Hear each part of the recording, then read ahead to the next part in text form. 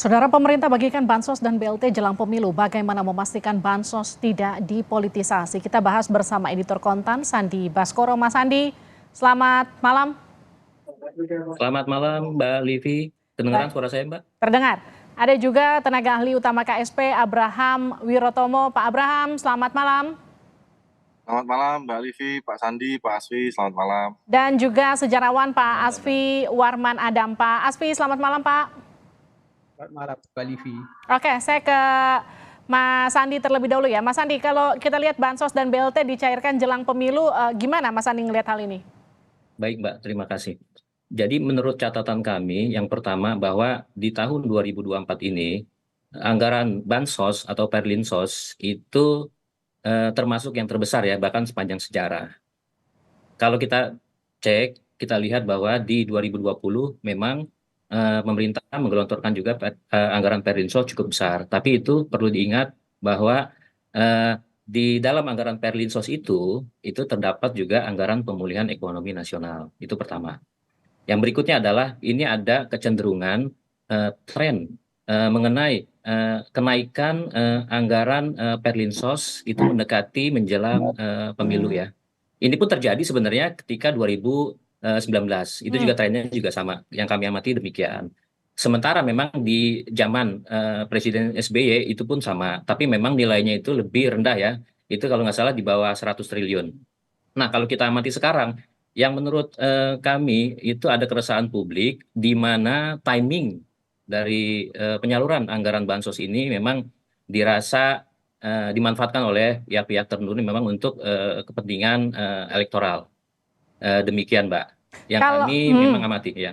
kalau dikatakan gini, dikhawatirkan bansos yang dibagikan jelang pemilu ini kemudian dipolitisasi. Gimana menurut pengamatan Anda?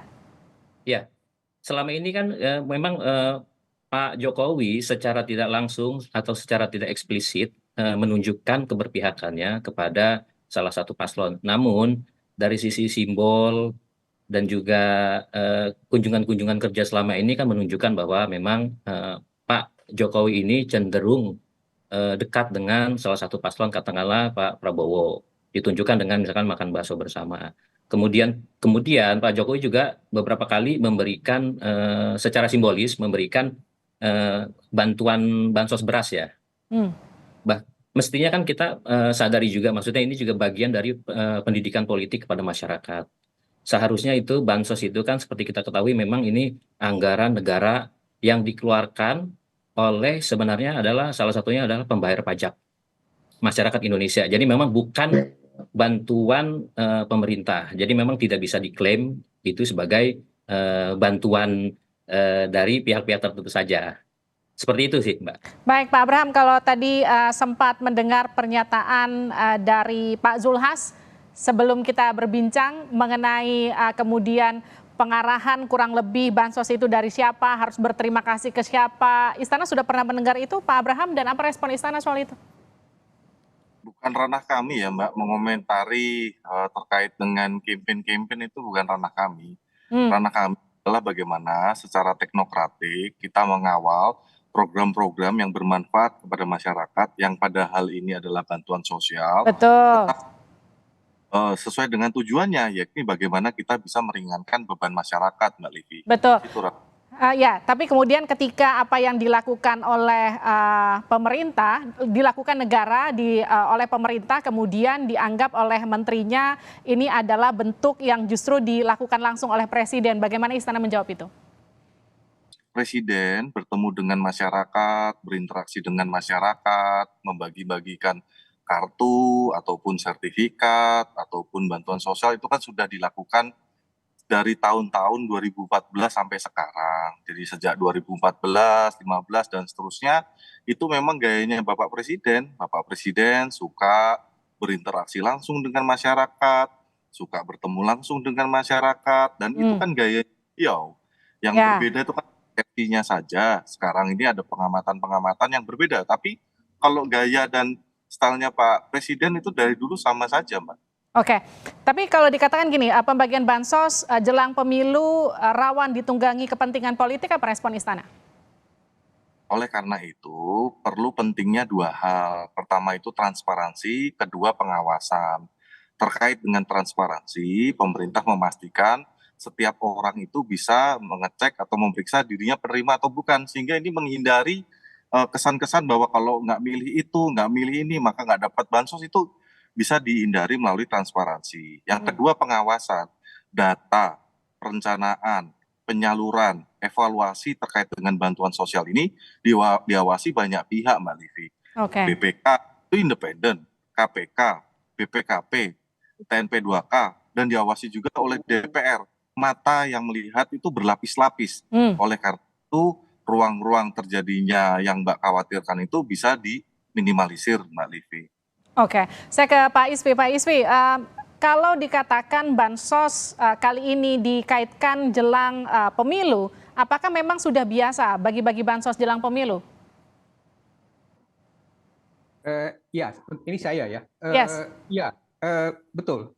Jadi kalau soal apa namanya itu pembagian bansos itu memang sudah dari dulu ya, dan biasanya juga meningkat pada saat pemilu. Tapi yang berbeda sekarang ini adalah bahwa pada saat ini ada anak dari Presiden Jokowi yang menjadi salah satu pasangan calon presiden.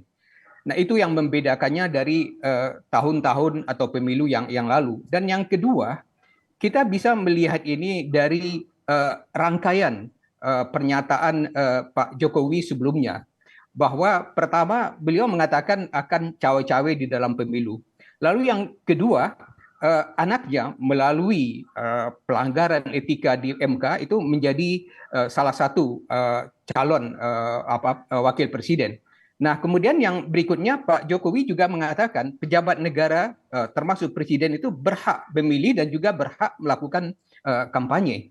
Dan rangkaian inilah yang menyebabkan orang percaya ketika ada beberapa keanehan yang tidak biasa di dalam penyaluran bansos ini menimbulkan dugaan bahwa ini dimanfaatkan untuk kampanye. Ya, tapi kemudian kan sempat dibantah Pak Jokowi ketika dikatakan politisasi bansos dan anggaran ini sudah disetujui DPR. Kalau kita bicara timing, waktu pencairan dan juga distribusi bansosnya, menurut Anda Pak Asfi gimana? Itu pun juga ya, karena rencananya kan pembagian bansos ini kan bulan September, tapi kemudian diundur bulan November, Desember, itu kan berdekatan dengan pemilu. Dan timingnya ini mencurigakan gitu. Lalu yang kedua, bahwa jumlahnya itu juga lebih besar dari yang biasanya. Dan yang berikutnya lagi, pembagian bansos ini disertai dengan apakah atribut kampanye diserang misalnya ketika Presiden Jokowi membagikan beras. Nah, itu bisa dibantah ya, tetapi sumber yang lain seperti majalah Tempo melaporkan bahwa yang ada di sana itu adalah baliho Prabowo dan Gibran gitu misalnya. Lalu yang lainnya itu adalah bahwa para menteri seperti Pak Zulkifli Hasan dan Erlangga Hartarto misalnya itu berkampanye mengatakan bahwa bansos ini dari presiden dan harus berterima kasih kepada presiden. Dan tadi juga sudah terang kita dengar bahwa Pak Zulhas itu mengatakan kita memilih Gibran gitu. Jadi bansos ini digunakan untuk kampanye gitu. Itu menurut saya tidak bisa dibantah lagi gitu. Bagaimana Pak Abraham menjawab itu, Pak Abraham? Ya, di tengah tahun politik, ketika banyak pengamatan, banyak pandangan, menurut kami itu sah-sah saja ya. Itu bagian dari dinamika di tahun politik. Namun kami bisa pastikan ada beberapa fakta-fakta yang tadi tidak tepat. Pertama dari Pak Sandi tadi kan menyampaikan ini bansos terbesar sepanjang sejarah. Dan itu tidak tepat. Karena di tahun 2022 jumlahnya lebih besar. Tahun 2020 jumlahnya lebih besar. Sehingga tidak tepat statement bahwa ini anggaran perlindungan sosial yang terbesar sepanjang sejarah. Lalu ketika Pak Asfi menyampaikan bahwa bantuan sosial ini diundur dari September ke Februari itu juga tidak tepat. Jadi yang namanya bantuan pangan sudah bergulir dan sudah mulai disalurkan sejak bulan Maret tahun 2023. perencanaannya sejak tahun 2022 dibahas dengan DPR dan disetujui dengan DPR. Ya. Lalu yang tahun 2024, Mbak, itu pembahasannya sejak tahun 2023 dan juga disetujui oleh DPR di tahun 2023. Pada saat itu ada hiruk-pikuk dan pengamatan seperti tadi, sehingga pengamatan seperti tadi ini ya bagian saja dari dinamika saat ini sedang tahun politik, itu terkait dengan pandangan-pandangan, itu bagian dari tahun politik yang ada menurut kami, Mbak. Oke. Ini kalau tadi data yang kita tampilkan kan ada irisan yang beririsan itu hanya di 2020 dan di 2024. Kisarannya hanya sekitar, ini kita tampilkan ya, di 2020 498 triliun, 2021 468,2, 2022 tuh 460,6, 2023 443,5, dan sekarang di 496,8. Apa yang membuat nilai di 2024 ini hampir sama dengan ketika kita di pemulihan ekonomi di awal-awal COVID, Pak Abraham? Ya, pertama anggaran dari Indonesia atau APBN dari tahun ke tahun itu belanjanya itu terus meningkat, Mbak. Jadi katakan ambil contoh yang anggaran APBN tahun 2023 ke anggaran APBN 2024, total belanja kita tuh naik 7%. Karena memang pendapatan kita meningkat, negara kita semakin besar, semakin maju, maka anggaran kita semakin besar, meningkat 7%. Sedangkan anggaran perlindungan sosialnya itu naik 4%. Jadi peningkatan anggaran perlindungan sosial dengan peningkatan APBN itu masih lebih besar peningkatan APBN. Dan kenapa ada kenaikan terkait dengan perlindungan sosial? Sekali lagi, urgensi dari bantuan pangan ini adalah kaitannya dengan krisis pangan global yang terjadi di berbagai negara. Bahkan PBB menyampaikan krisis pangan global, Mbak. Dan tentu ini berdampak kepada masyarakat Indonesia juga. Itu yang menjadi fokus dan perhatian dari pemerintah. Bagaimana pemerintah bisa membantu meringankan beban dari masyarakat, Mbak Livi. Iya, tapi kemudian ketika ada yang menyebut, Pak Abraham, Bansos dan BLT ini dibagikan saat indikator ekonomi Indonesia justru membaik, pengangguran dan juga inflasi rendah, itu gimana respon Istana soal itu? Betul, dari perlindungan sosial, Mbak, yang 400 triliun itu kan bukan cuma Bansos, Mbak. Ada subsidi listrik, ada subsidi LPG 3 kg, ada subsidi BBM. Jadi banyak program, bukan hanya bantuan sosial yang sekarang kita sedang diskusikan. Itu ada rangkaian program dari pemerintah untuk meningkatkan daya beli dari masyarakat. Oleh karena itu, ketika para pakar dari Semeru, World Bank memperkirakan bahwa angka kemiskinan Indonesia itu menjadi 2 digit, belasan persen, kita patut bersyukur alhamdulillah bahwa saat ini angka kemiskinan kita 9,an%, Mbak. Itu tidak terlepas dengan adanya program-program juga dari pemerintah, Mbak. Oke, Mas Andi, kalau tadi mendengar pernyataan dari Pak Abraham, memang sejauh mana sih efektivitas dari Bansos dan BLT ini bisa memenuhi target pemerintah untuk membantu pertumbuhan ekonomi? Baik, jadi begini Mbak Livi, ini mungkin saya juga tanggapi terkait dengan statement Pak Abraham ya. Ini ada kaitannya, jadi seharusnya yang namanya peningkatan dana Bansos itu berbanding lurus dengan mestinya dana Bansos yang tingkat kemiskinan, kan Indonesia ini kan pemerintah mengklaim bahwa tingkat kemiskinan kita itu bergerak dalam tren menurun. Dari sebelumnya itu sekitar 10%, sekarang ini sekitar 9,3% ya di Maret 2023. Nah, seharusnya yang namanya dana bantuan sosial ini kan sebenarnya bantalan untuk masyarakat miskin juga. Kenapa? Trennya itu justru meningkat di saat tren kemiskinan Indonesia itu menurun. Jadi ini juga sebenarnya menimbulkan pertanyaan, itu satu. Nanti kalau kita bedah lagi ke data-data penerima Bansos, nah ini yang perlu ditelusuri juga, mungkin termasuk ke lembaga pengawas, bahkan mungkin sampai lembaga penegak hukum. Jangan sampai nanti justru dana bantuan sosial ini tidak tersalurkan ke masyarakat yang memang tepat. Kita prinsipnya tidak tidak menolak dengan bansos, itu bagus. Cuma emang harus tepat sasaran juga, dan tadi lagi-lagi pemerintah tidak bisa mengabaikan keresahan publik bahwa timingnya ini tidak tepat pada saat pemilu.